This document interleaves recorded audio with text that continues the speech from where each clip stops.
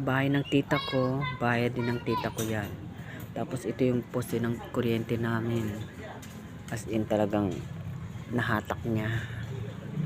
Paus ako Ayan, bumagsak yung puno ng mangga sa harapan ng bahay ko.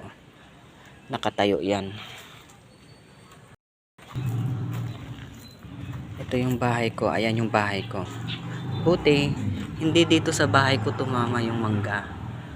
Buo pa yan Ayan ang bahay ko.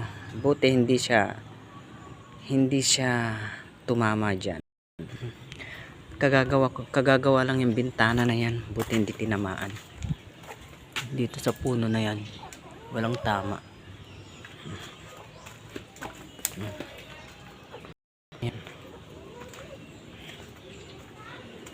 Ayan yung mangga.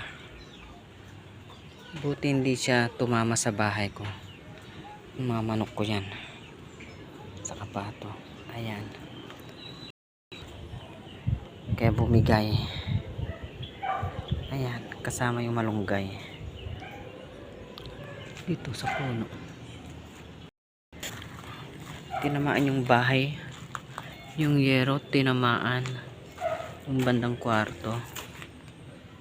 Ayan, tinamaan. Ito pa yung kable ng kuryente. Ayan. Nadali.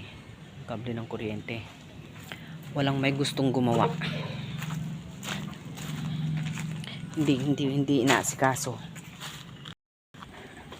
Yan. Kanina pa yan bumagsak. Hanggang ngayon walang may gustong gumawa.